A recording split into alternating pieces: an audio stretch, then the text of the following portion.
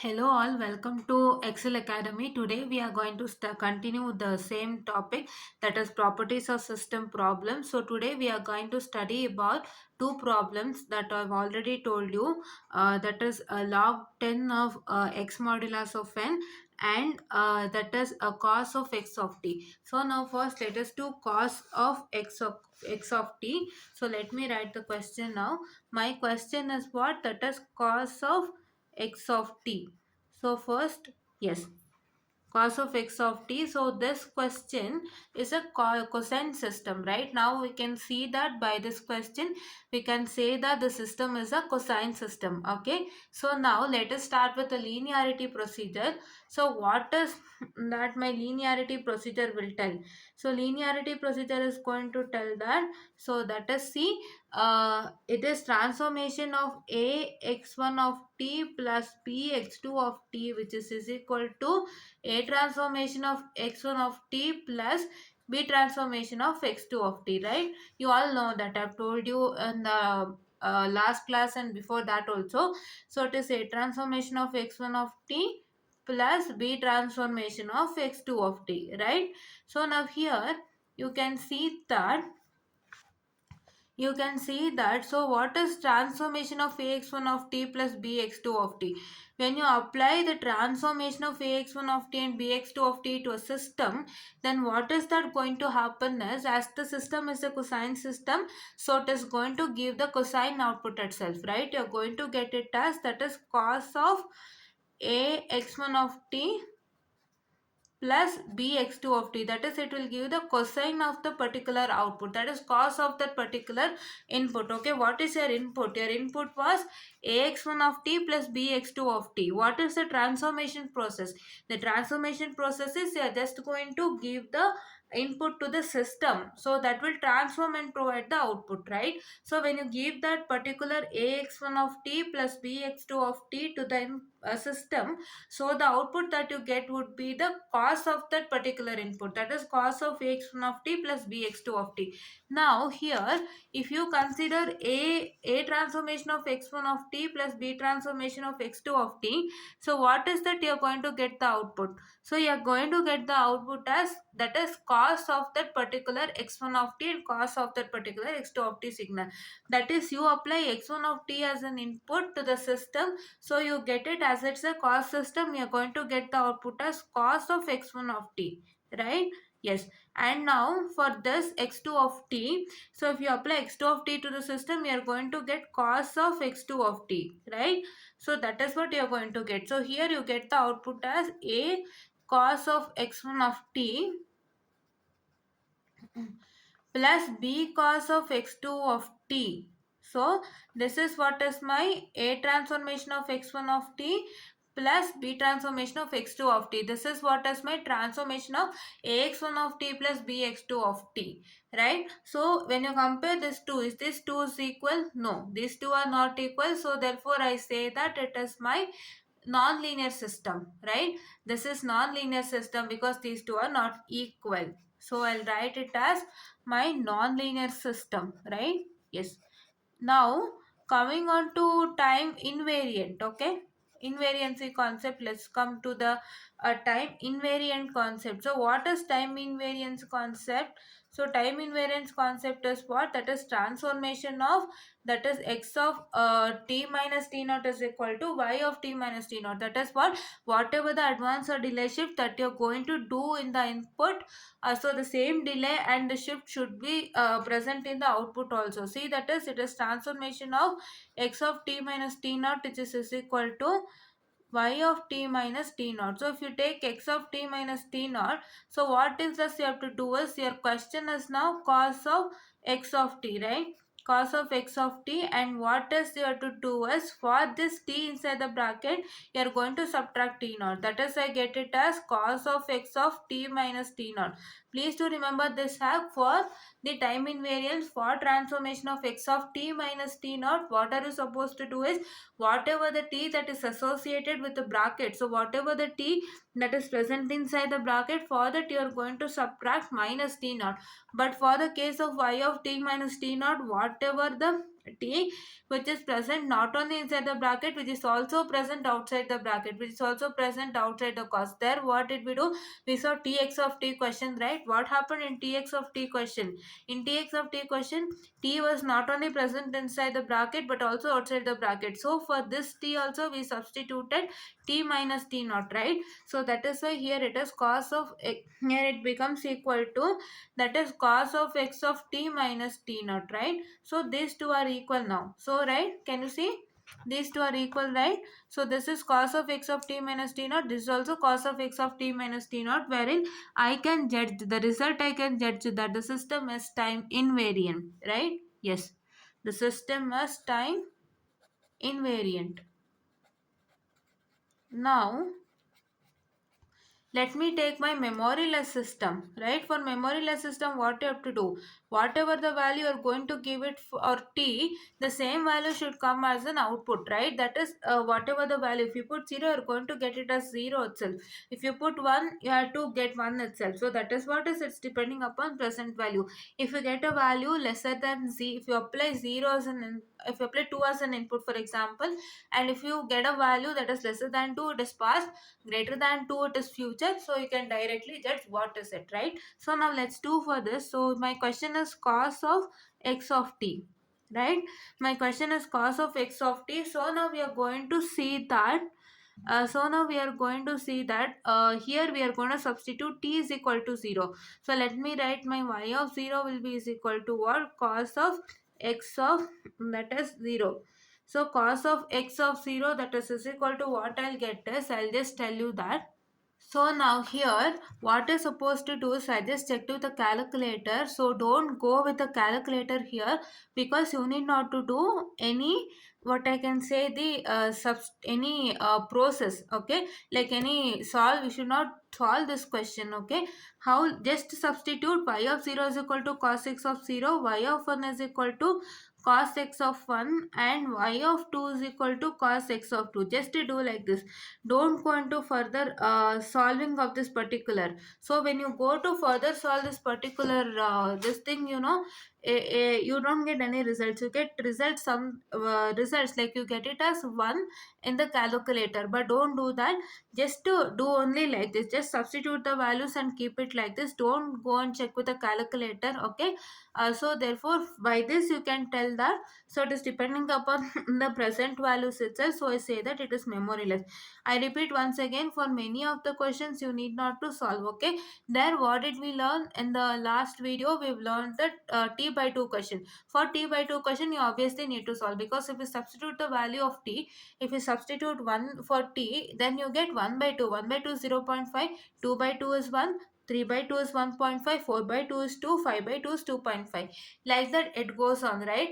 For that you need to solve, so you get some result. But here you no need to solve anything. Just write like this and say that this is depending upon present value. So it is what is called as my memoryless and causal, right? Memoryless and causal. Let me show it now. So it is memoryless and causal, right? Yes, memoryless and causal. So you can easily say that it's causal, because here in memoryless you did not find any present value or any future value in the case of, what I can say, memory, any past value or future value. I'm really sorry. You did not find any past value or future values in the case of memoryless. So I can say that it is a causal system, right? I told you how to judge the causal system by using the memoryless system itself, right? Yes. So now let's move on to the stable system. So what is my stable system? So my stable system is, I'll just write it. So just a second. So now let's write the stable system. So what is a stable system concept? Stable system concept is bounded input and bounded output, as you all know. So therefore what is bounded input and bounded output? That is, if you give an bounded input, that is x of t, if you give some input to x of t, and if you give it to that system, so you should get an output such that the output should be bounded. What is bounded? I've already told you. Bounded in the sense it should be in a, like it should be in a square, like square in the sense like it should be within a period, right? Within a period, right? You can expect the values, you can expect the values even for infinity, but those systems wherein you cannot expect the value, so those are called as unbounded. So here, for the stable system, you can see that it is, what is your y of t? Your y of t modulus is, that is lesser than or equal to b of y, lesser than or equal to what? Lesser than or equal to, that is infinity, right? So for this one, so what is that you have to do is, you are going to substitute y of t is what? That is cos of x of t. So that is lesser than or equal to by, that is lesser than or equal to infinity. And so therefore, what is that I call it as? So for a bounded input, it is bounded output, right? For a bounded input, it is my bounded output, and so therefore I can say that it is a stable system, right? For stable system, it is bounded input and bounded output procedure, and the equation is what? The equation is modulus of y of t, that is lesser than or equal to b of y, lesser than or equal to infinity, right? So what is bounded? What is bounded? A bounded is like it should be within a particular value, right? It should come within a particular value. Unbounded in the sense you can't even predict the value, right? So that is what is unbounded, and this is what I can say it as my stable system. Okay, so this is what is the this is what is the question, that is cos of x of t. Now let us move on to logarithmic question, right? What is logarithmic question? My question is, that is a log 10 of x, log 10 of x modulus of x of n. Just I'll write the question. See, it is log 10 of that is modulus of x of n is my question. So now let me go to linearity concept. So if you come to the linearity concept, so what is that going to happen as? So it is transformation of ax1 of t plus bx2 of t plus bx2 of t will be is equal to what? Which is equal to, that is a transformation of x1 of t plus b transformation of x2 of t, right? Yes, plus b transformation of x2 of t. And so therefore now I am applying this ax1 of t plus bx2 of t to a system. Now when I apply that particular thing to a system, so what is that going to happen? What you have to what you'll get the result is, you will get the result like, so that is log 10 of that is ax1 of t plus, so I'm really sorry, here it is n, I'm really sorry. So this is an n question, right? This is discrete signal question, so let me write that. So when I apply my linearity procedure, so what is that I'm going to get as? I'm going to get it as, that is log 10 a a, that is x1 of n modulus plus b x2 of n modulus. Because why? Your system is a logarithmic system, and your x1 of n and x2 of n is a modulus system. So that is why here, so you are going to apply the modulus for the whole. See here, I've written by mistake. So see here, it is logarithmic system first. So please do make sure that it's a logarithmic system, and it is log 10 of x of n modulus. So it's a modulus system, right? So it is going to, you're going to add log 10 along with the modulus. So it is going to give the output in terms of modulus itself. The system is logarithmic as well as modulus. It is log 10 of modulus of x of n. So therefore, when you give ax1 of n plus bx2 of n to the system, what is that output you're going to get as? You're going to get it as, that is log 10 of modulus of ax1 of n plus bx2 of n, because as a modulus system, your output will be in the terms of modulus itself. Okay, so now let me consider, that is a transformation of x1 of n plus b transformation of x2 of n. So what is that resulting in this? So for transformation of x1 of n, here you are only giving separate x1 of n and x2 of n to the system. So that is why, what is that resultant you are going to get? The resultant you are going to get would be, that is a log 10 of x1 of n modulus plus, so here what happens when you give x1 of n to a system, x1 of n given to a system, So it is going to result in what? It's going to result in, that is, you're going to get locked in. So that is locked in, you're going to get, it is locked in, that is, as it is a modulus system, so the output will be in terms of modulus. So for x1 of n, you're going to get, that is, modulus of x1 of n, right? This is what is the result you're going to get, and the same result for x2 of n, right? So that is why once again I get, that is, b log 10 of, that is, x2 of n, right? B log 10 of x2 of n. So therefore this is what is my resultant, right? This is what is my resultant for, that is, A transformation of x1 of n plus B transformation of x2 of n, and this is what is my resultant for that is the, what I can say, I've written missed one line here. So this is for the resultant, that is, transformation of ax1 of n plus bx2 of n. Is these two equal? No, they're not at all equal. So once again I say that it is non-linear, right? The logarithmic system is non-linear system, and whatever, so see here the modular system is, so here it is a modular system, but as you're getting a log 10 here, so for your log 10, it is what I can say, it is a non-linear system, right? It is not linear system. Yes, linear system, okay, non-linear system, okay. Now, so now then next we are going to check with respect to time invariance, right? What is time invariance? Time invariance is what I told you, that it is transformation of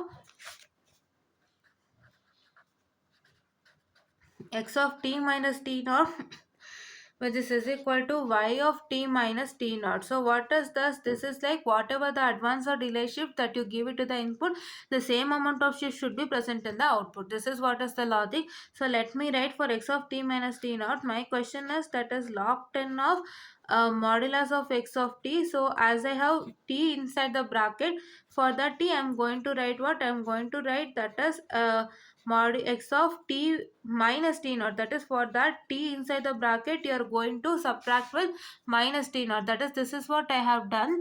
And then next one I'm going to do, so my next one would be just a second.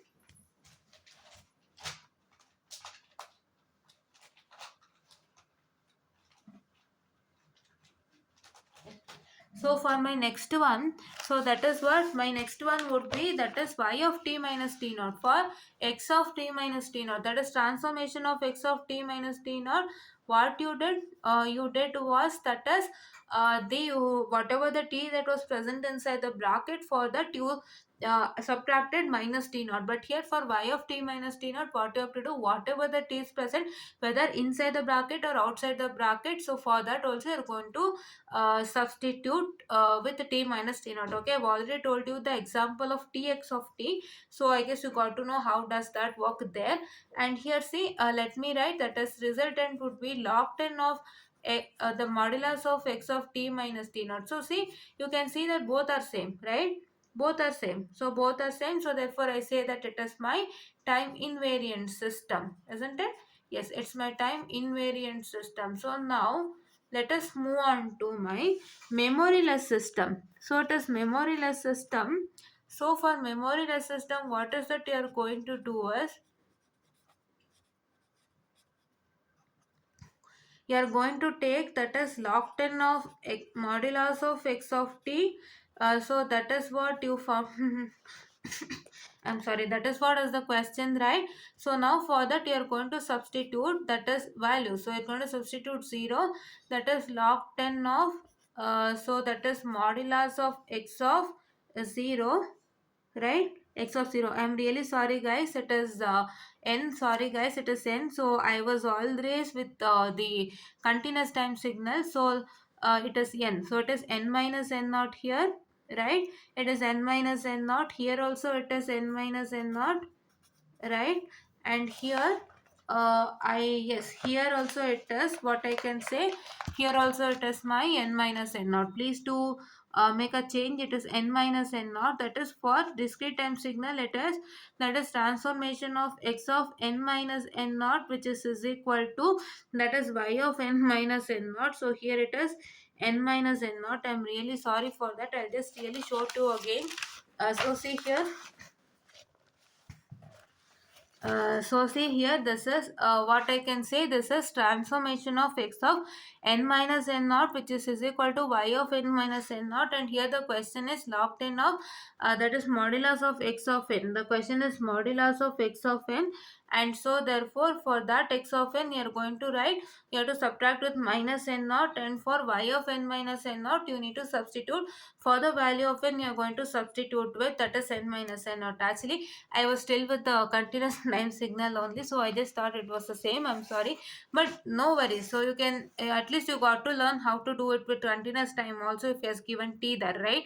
So for n you need to replace with n, and all the process will be the same. Okay, so see here I can say that it is y of 0 is equal to log of x modulus of 0. So that is x modulus of 0 here you can say, and here you can say that is y of 1 is equal to, I'll write it from here, I'm sorry, it is y of 1 is equal to, that is log 10 of x of 1. So that is what is x of 1, it would be the same, and here it is y of 2 is equal to log 10 of, that is a modulus of x of 2. So this is what is resulting in what, so this is what is resulting in what, that is you get it as the it is depending upon the present value, so you can say that it is memoryless, right? Here only you can see that there is no past and future value, so just directly write it is memoryless as well as causal. So for causal you are going to do the same steps, right? Yes. So now in the last question I have just told that I proved that it was memoryless, but what did we do is we proved that it was not memoryless. In the last question I'll just show you, just a second. um,